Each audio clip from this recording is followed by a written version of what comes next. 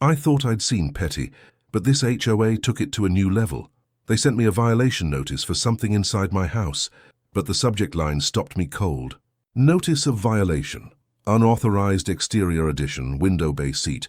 If you've ever dealt with a power-hungry HOA or a neighbor who thinks rules only apply one way, make sure you're subscribed. These stories get crazier every week. Exterior addition?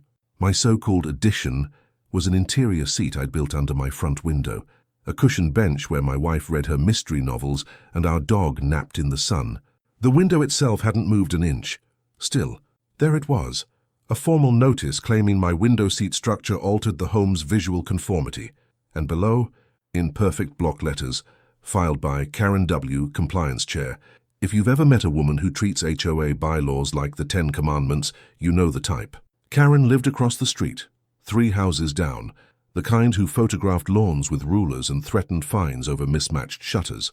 She was the HOA's self-appointed guardian of neighborhood harmony. That morning, harmony was the last thing I felt. I called the number at the bottom of the letter. No one answered. I emailed the property manager with photos, inside angles, timestamps, receipts from the carpenter. An hour later, I got a reply. The board will review at the next compliance meeting. The meeting was 3 weeks away. By sunset, Karen was already circling my driveway, phone in hand, pretending to check her mail. Her reflection glinted in my front window, right where the new seat caught the evening light. I waved. She didn't wave back. That's when I realized this wasn't about the window. It was about control. The next morning I spotted her again, this time with a clipboard. She was measuring the distance from my front steps to the sidewalk, muttering something about non-uniform sightlines. I stepped outside with my coffee. "Morning, Karen," I said. She flinched, smiled too tightly. "Just verifying compliance, David. Some of us take pride in keeping things consistent." I glanced at her own porch, plastic flamingos, wind chimes, a faded live, laugh, love mat curling at the edges. Consistency, sure. "Well," I said, "if you're worried, you're welcome to take a seat and inspect it yourself." She frowned. "That won't be necessary." Then she scribbled something on her clipboard and walked off. By Friday, the letters started stacking up. First, a follow-up notice, then a potential fine warning. Finally, failure to comply may result in legal action. I wasn't angry yet. Not really. More curious. I pulled out the HOA bylaws, Section 4, Article 9. No alteration to exterior structural features without prior written approval. Then I checked the definitions page. Exterior structural features meant fences, roofs, siding, or fixtures visible from public view. My window seat wasn't visible unless you pressed your nose against the glass. So how did Karen know what it looked like? That's when the realization hit. I walked out front, knelt beneath the window and looked up. A faint dot blinked from the hedge across the street, small, metallic, and aimed directly at my living room. A camera. That night I waited. Around 9 p.m., Karen came out with a flashlight and crouched near the hedge, adjusting something. My Ring camera caught everything, date, time, and her whispering to herself about getting proof for the board. I smiled, rewound the footage and downloaded the clip. If Karen wanted a paper war, I'd give her one, with timestamps, legal citations, and chain of custody evidence that would make any compliance chair sweat. The next morning, I printed everything. Bylaws, violation notices, photo timestamps, and the still frame of her crouching by the hedge. Then I wrote one line across the top of the first page in bold marker: "Cease and desist, harassment and unauthorized surveillance." I hand-delivered it to her mailbox. By evening, her camera was gone. But the HOA manager emailed me again, this time saying they'd received multiple reports and would be inspecting the property in person. I knew exactly who filed those reports. Fine, let them come. Because what they didn't know yet was that my inspection, my evidence, was already underway. The inspection started before sunrise. At 6:42 a.m., I heard the crunch of tires on gravel and looked out through the blinds. A white SUV with the HOA logo stenciled on the side idled at the curb.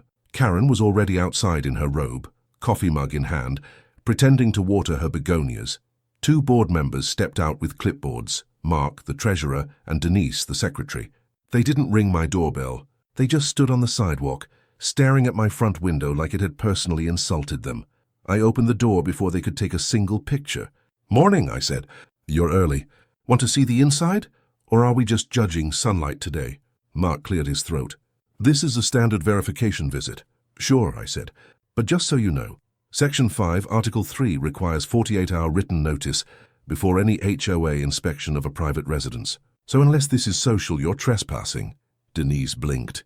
Karen froze mid-sip. I held up my phone. I'm recording, by the way. For documentation. They backed off quick. Mark muttered something about rescheduling and shuffled to the car. Karen followed, hissing under her breath about uncooperative homeowners.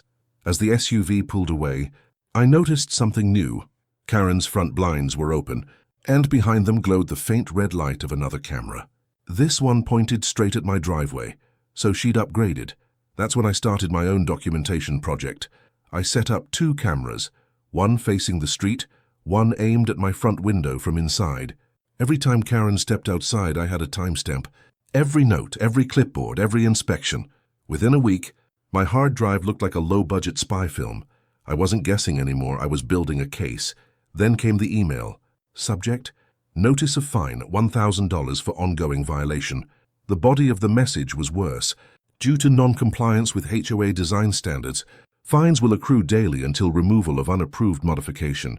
$1,000 for a window seat. I forwarded the email to my attorney.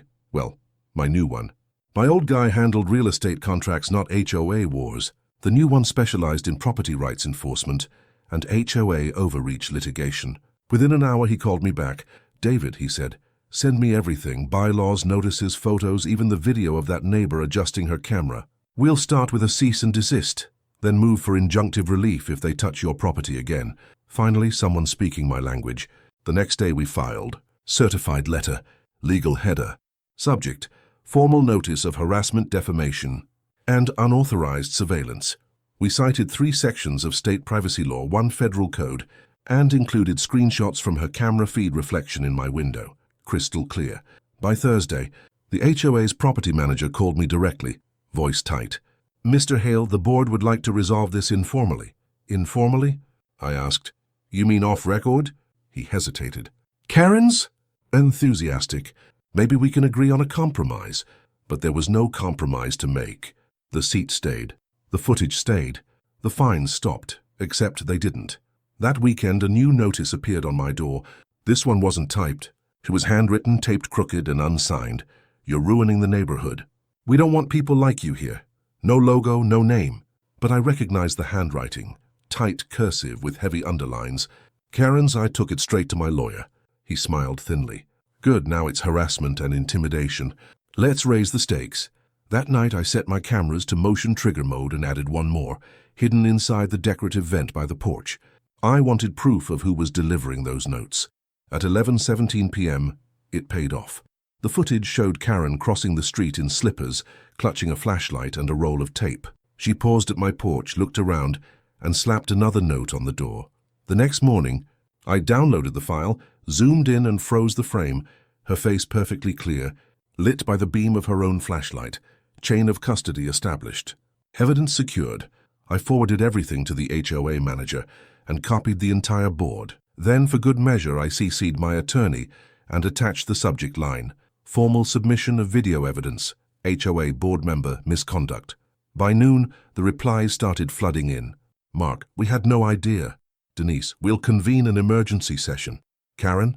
Silence, but that silence wouldn't last. Because next week, that emergency session would turn into a public showdown, the kind where cameras, minutes, and legal counsel all meet under fluorescent lights. And this time, the one under review wouldn't be me.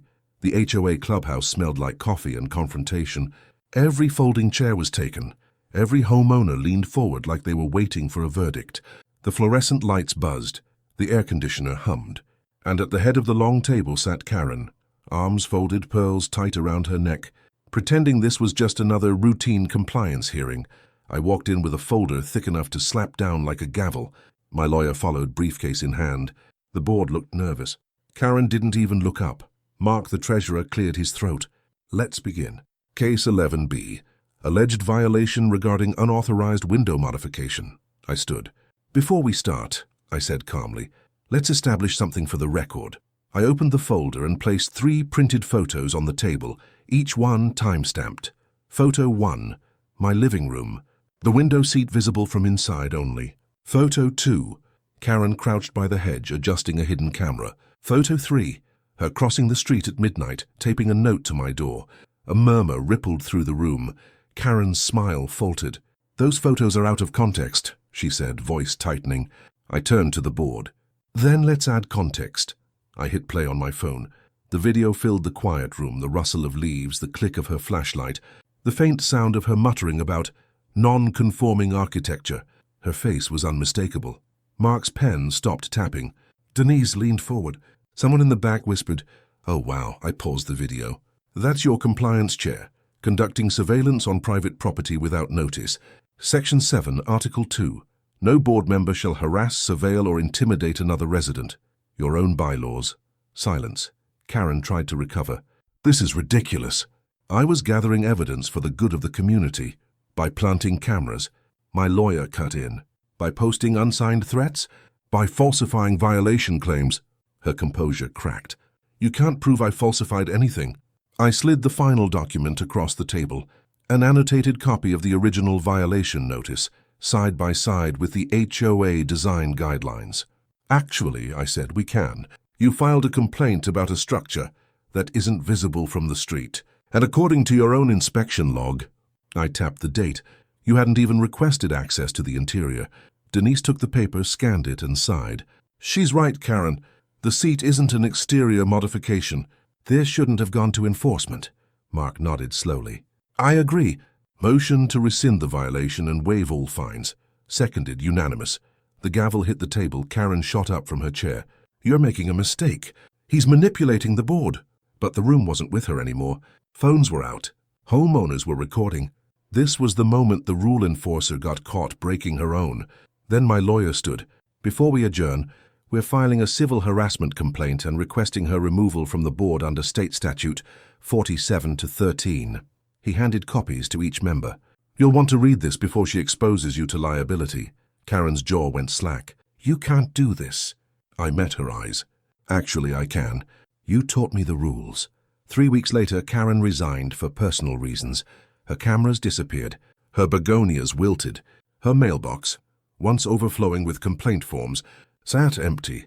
The HOA sent me a written apology and refunded my $1,000 fine. They even asked if I'd considered joining the compliance committee.